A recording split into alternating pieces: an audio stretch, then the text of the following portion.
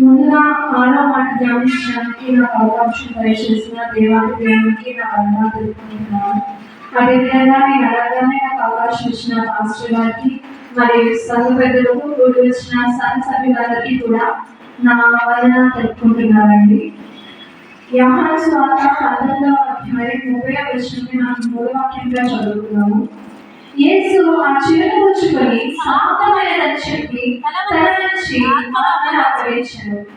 అదే word English వాటిలో he said it is finished and he bowed his head and gave up the ghost. He said it is finished. Finished అనే word Greek లో written as tetelestai అన్నమాట. tetelestai అనే word అర్థానికి బైబిల్లోనే different situations లో different context లో different గా use చేయడం జరిగింది.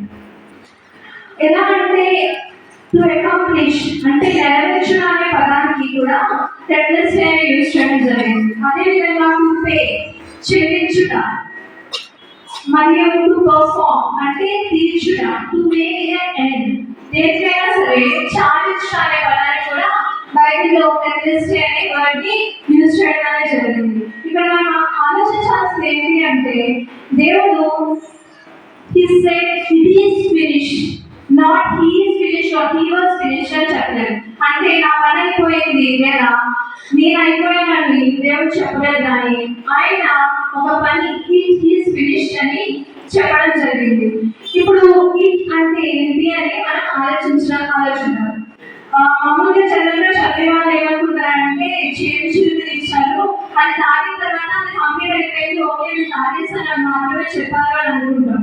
కానీ సమాప్తమైనది అన్న పదంలో ఎన్ని అర్థాలు కాకున్నాయి, ఎంత సారాంశం ఉంది అన్న విషయాన్ని ఈరోజు నేను మీకు తెలియచేయడానికి సిద్ధపడి ఉన్నాను. First of all what was finished, అసలు ఇక్కడ ఇట్ అంటే ఏంటి, ఏమి సమాప్తమైంది అన్నది మనం తెలుసుకుందాం. యోహాను సువార్త 17వ అధ్యాయం 4వ వచనం. చేయుటకు నీవు నాకు ఇచ్చిన పని నేను సంపూర్ణంగా నెరవేర్చి భూమి మీద నిన్ను మహిమపరిచితిని. ఈ మాటలు యేసుక్రీస్తు ప్రభువారు తండ్రి దేవునితో చెప్తున్నారన్నమాట. నీవు ఇచ్చిన పనిని నేను కంప్లీట్ చేయడానికి ఇక్కడికి వచ్చాను అని చెప్తున్నాను. అసలు ఆ పని ఏంటి, what is that work to be completed ఏంటి అని మనం లూకా సువార్త 4వ అధ్యాయం 16 నుండి 18 వచనాల వరకు మనం చూస్తాము. ఆయన విశ్రాంతి దినాన ఒకరోజు మందిరానికి వెళ్ళినప్పుడు ఆయన చేతికి యెషయా గ్రంథాన్ని ఇచ్చి చదవమని చెప్పారు.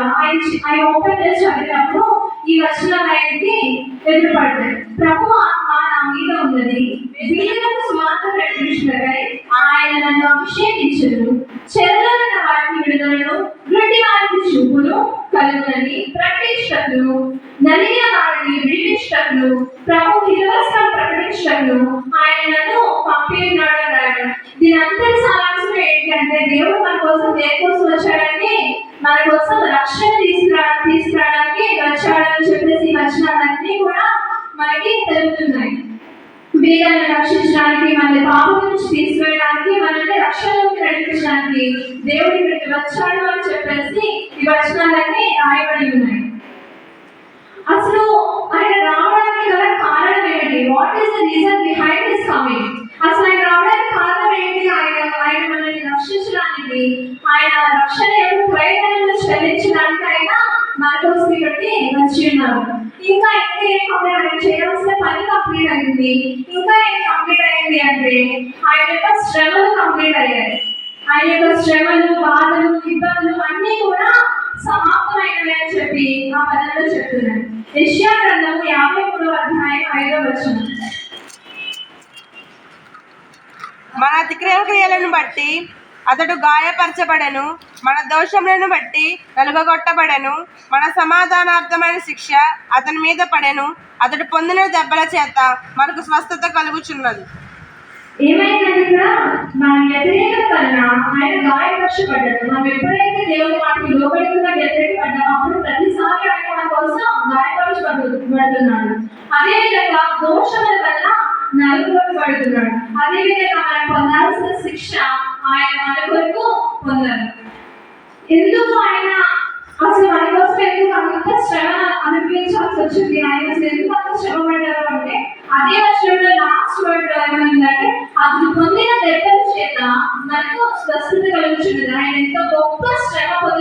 మనకి స్వస్థత రాదు. ఇంకా చెప్పారు స్వెట్ ఇన్ ద బ్లడ్, హెమటోహైడ్రోసిస్ అంటాం. ఎప్పుడైతే ఎక్సెసివ్ స్ట్రెస్ లో మనం వెళ్తామో అప్పుడు మన స్వెట్ గ్లాండ్స్ చుట్టూ ఉన్న బ్లడ్ వెసల్స్ అనేవి రప్చర్ అవడం వల్ల మన స్వెట్ తో పాటు బ్లడ్ కూడా బయటకు వస్తుంది. అంత గొప్ప శ్రమను దేవుడు మన కోసం ఎందుకు పొందాడు అంటే కేవలం నిన్ను నన్ను రక్షించడానికి దేవుడు ఆయన చెమటను రక్తంగా మార్చాడు. ఏం సమాప్తమైంది అంటే మనం ఏం నేర్చుకున్నామంటే ఆయన చేయాల్సిన రక్షణ పని అనేది సమాప్తమైంది, మరియు ఆయన మన కోసం పొందిన శ్రమలు అన్నవి సమాప్తమయ్యాయి. ఆ సమాప్తమైంది అనే పదాన్ని దేవుడు ఏ విధంగా చెప్పారు? బాధగా చెప్పారా, లేదంటే నిరుత్సాహంతో చెప్పారా, లేకపోతే ఆనందంతో చెప్పారా? ఏ విధంగా చెప్పారు పదాన్ని? ఆరవ మాటకి ఇంకొక అర్థం కూడా ఉంది. ఏంటది? విజయధ్వని. ఆయన క్రై ఆఫ్ విక్టరీ అంటారు. ఆయన ఎంతో విజయధ్వనితో చెప్పారు, హ్యాపీగా చెప్పారు. లైక్ ఎస్, ఇప్పుడు మనం చూస్తాము, లైక్ ఏదైనా కాంపిటీషన్ ఎవరైనా పార్టిసిపేట్ చేసినప్పుడు లేదా ఎవరైనా సాధించినప్పుడు మనం ఎస్ నేను కంప్లీట్ చేస్తానని చెప్పి విజయోత్సవంతో బిగ్గరగా నేను చేస్తారు. మేము కూడా మా గ్రాడ్యుయేషన్ మన కంప్లీట్ అయినప్పుడు మా హ్యాట్స్ ఎగరేస్తున్నప్పుడు మేము కూడా అదే happiness, yes 5.5 years of journey తర్వాత మేము సాధించాము, ఎస్ వి డిడ్ ఇట్ అనే ఒక హ్యాపీనెస్, ఒక ఎమోషన్ తో, ఒక మెమరబుల్ మూమెంట్ తో మేము ఖచ్చితంగా అందరూ కూడా వేసి సాధించాము. అదే విధంగా దేవుడు మన కోసం రక్షణ సువార్తను తీసుకొచ్చి రక్షణ మన కోసం ఇచ్చినందుకు, ఆయన శ్రమలు కంప్లీట్ అయినందుకు ఆయన బిగ్గరగా వేసి మన కోసం ఎస్ నీకు వచ్చిన పని కంప్లీట్ అయ్యింది, ఇది ఫినిష్డ్ అని చెప్పి మనకి క్రై ఆఫ్ విక్టరీతో విజయం మనకి ఆయన చెప్తున్నారు. ఆయన ఈ వర్క్ కంప్లీట్ చేయడానికి ఆయన ఏం చేశారు? భూమి మీదకి రాకముందు ఏం చేశారు? భూమి మీదకి వచ్చిన తర్వాత ఆయన ఏం చేశారు? First of all he made sacrifices. He took choices and he made sacrifices. ఆ sacrifices ఏంటంటే మీకు సింహాసనం కావాలా, లేకపోతే భూమి మీద శ్రమలు కావాలంటే దేవుడు మన కోసం ఏం ఎంచుకున్నారంటే శ్రమలు కావాలని ఎంచుకున్నాడు. అదే విధంగా నీకు మహిమ కావాలా, ఎన్నో కోట్ల మంది దేవుళ్ళ మధ్య నీకు మహిమ కావాలా, లేకపోతే భూజనుల మధ్య నీకు అవమానం కావాలా అంటే ఏం చూస్ చేసుకున్నారు? ఆయన అవమానమే కావాలని చూస్ చేసుకున్నారు. అదే విధంగా నీకు క్రౌన్ కావాలా, లేకపోతే క్రాస్ కావాలా, క్రౌన్ వర్సెస్ క్రాస్ అంటే ఎన్నో వజ్రమైనతో కలిగినటువంటి కిరీటం కావాలా, లేకపోతే ముళ్ళ కిరీటం కావాలా శిలువ మీద అంటే దేవుడు మన కోసం ఏం చేశాడు? ముళ్ళ కిరీటమే కావాలని కోరుతున్నాం. అదే విధంగా నీకు కంఫర్టబుల్ లైఫ్, ఏ బాధలు ఇబ్బందులు లేవు, తండ్రి దగ్గర ఉండు అనే లైఫ్ తీసుకున్నారా, లేకపోతే పెయిన్ అండ్ సఫరింగ్ బాధ తీసుకున్నారంటే ఆయన మన కోసం బాధనే ఎంచుకున్నారు. ఇవన్నీ చేయడానికి మెయిన్ కారణం నిన్ను నన్ను రక్షించడానికి ఆయన ఎన్నో సాక్రిఫైసెస్ చేశారు. అదే విధంగా భూమి మీదకి వచ్చిన తర్వాత ఆయన ఏం చేశారు అంటే లూకా సువార్త 2:49 రాయబడింది.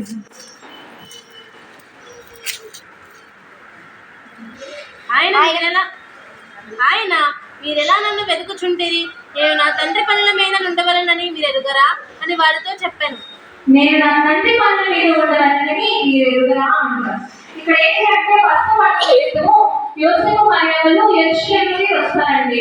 వచ్చిన తర్వాత పండుగ అయిపోయిన తర్వాత మళ్ళీ వెళ్ళిపోతారు. 3 దినాల ప్రయాణం దూరం వెళ్ళిన తర్వాత యేసుక్రీస్తు ప్రభువారు మనతో పాటు రాలేదు అని చెప్పి తెలుసుకుని మళ్ళీ వెనక్కి వెళ్ళి అడుగుతారు అన్నమాట. యేసుక్రీస్తు ప్రభువారు ఏమని అడుగుతున్నారు? నువ్వు ఎందుకు మాకు రాలేదు అంటే ఆయన ఏం చెప్తున్నారు అంటే నేను నా తండ్రి పనుల మీద ఉండవాలని మీరు ఎరుగరా అంటున్నారు.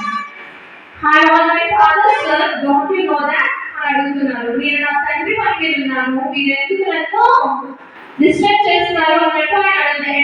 ఏజ్ ఆఫ్ 12 years అప్పుడు ఆయన తండ్రి పనిని నిర్వర్తించే పనిలో అంత కమిట్మెంట్ తో ఆయన ఉన్నారు.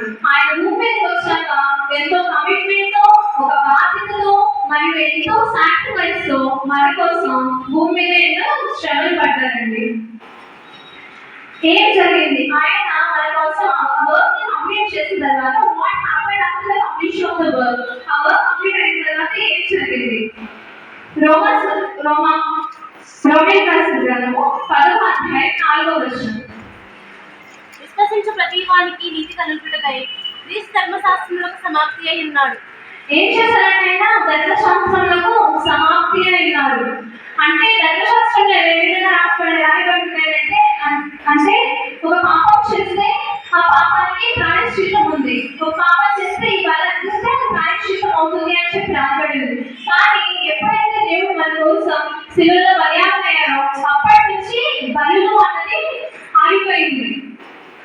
పురాణంలో అశ్వమేధ యజ్ఞం అనేసి ఒక కాన్సెప్ట్ ఉండేదంట. అందులో ఫస్ట్ వన్ చైల్డ్ అయి ఉండాలి, మొట్టమొదటిగా పుట్టినవాడు అయి ఉండాలి, మగపిల్లడు అయి ఉండాలి, ఎంగేజ్ అయి ఉండాలి, అండ్ ఎముకలు విరగొట్టబడకుండా రక్తం బయట కావాలంట. ఆ విధంగా వాళ్ళు అర్పించేవారంటే వాళ్ళు.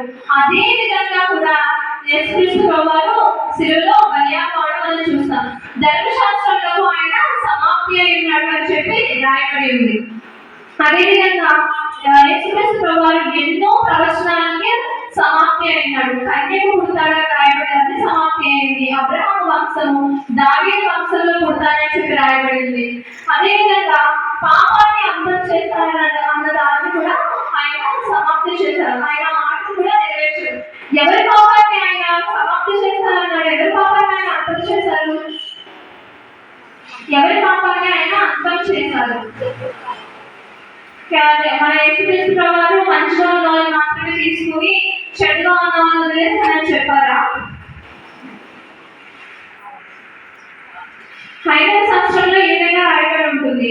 పరిత్రాణాయ సాధున వినాశాయ దుష్కృత ధర్మ సంస్థాపనాయ సంభవామి యుగే. ఎవరికైనా తెలుసా దీనికి అర్థం? తెలియదా? అవతారాలను ఎందుకు వచ్చారు అంటే మేము మంచి వాళ్ళని రక్షించడానికి, పాపలను శిక్షించి లేదా నశింపు చేయడానికి వచ్చాము అని చెప్పేసి వాళ్ళ గ్రంథంలో రాయబడింది. కానీ మన దేవుడు ఏం చేశాడు? ఎలాంటి పక్షపాతము చూపించకుండా నీ కోసము నా కోసము అందరి కోసము సమానంగా బలియాగయ్యారు. మూడవదిగా మనం సమాప్తమైన తర్వాత ఏం జరిగింది అని తెలుసుకోవడానికి మత్తయి సువార్త 27వ అధ్యాయం 50వ వచనం నుండి 51 వరకు.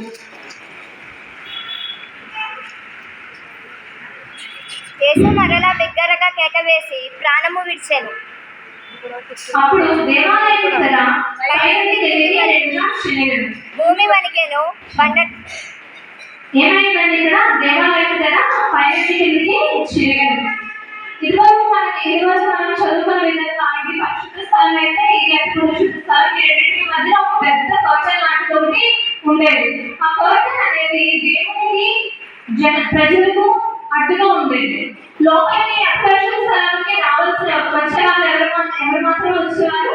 ప్రధాన యాజకులు ఒకరు మాత్రమే లోపలికి వచ్చేవారు.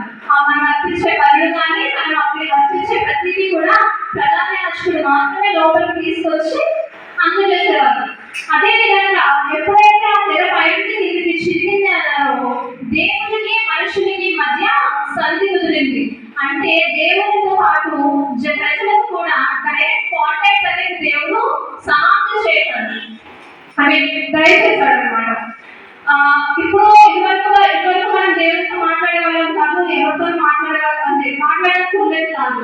కానీ ఇప్పుడు మనం ఈ సన్నిధిలో వచ్చి లేదా ఎక్కడ నుంచి నేను చెప్పగలుగుతున్నాను అంటే ఇక్కడ నుంచి నాకు అధికారం ఇచ్చారంటే దేవుడు. ఎందుకంటే ఆ రోజు దేవుడు మన కోసం శిలువలో బలియాగడం వల్ల, ఆ దేవాలయం తెర చిరగడం వల్ల దేవుడికి మనకి మధ్య డైరెక్ట్ కాంటాక్ట్ అనేది ఇచ్చాడు. ఎలాంటి మధ్యవర్తులు మనకి అవసరం లేకుండా పోయింది. ఫైనల్ గా మనం నేర్చుకున్నది ఏంటి అంటే ఏం కంప్లీట్ అయింది అంటే ఆయన మన కోసం తీసుకొచ్చిన రక్షణ అనేది కంప్లీట్ అయ్యింది. అదేవిధంగా ఆయన మన కోసం పడిన శ్రమలు అనేది కంప్లీట్ అయ్యాయి. ఆయన చేసిన ధ్వని ఎలాంటిది అంటే it's a cry of victory.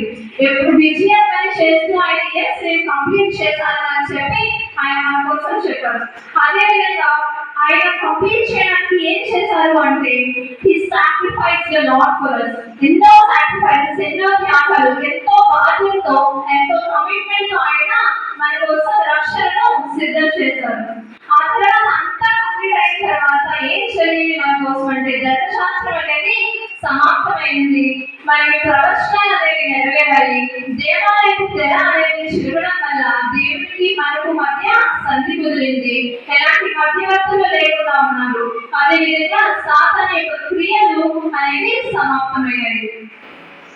Final గా మనం సమాప్తమైనది అన్న వర్డ్ నుంచి మనం ఏం నేర్చుకుంటాము అంటే దేవుని చిత్తంలో మనం దేవుడు చెప్పిన పనిని మనం నెరవేర్చడంలో మనం బాధ్యత కలిగి ఉండాలి. ఆయన మన కోసం చేసిన త్యాగాలు సాక్రిఫైసెస్ ని మనం ఎప్పుడూ కూడా జ్ఞాపకం చేసుకుంటూ మనం ఎప్పుడూ కూడా మన జీవితంలో మర్చిపోకుండా జీవించాలని ఇచ్చిన వాక్యం మనం దేవుడు ప్రదర్శించాలి.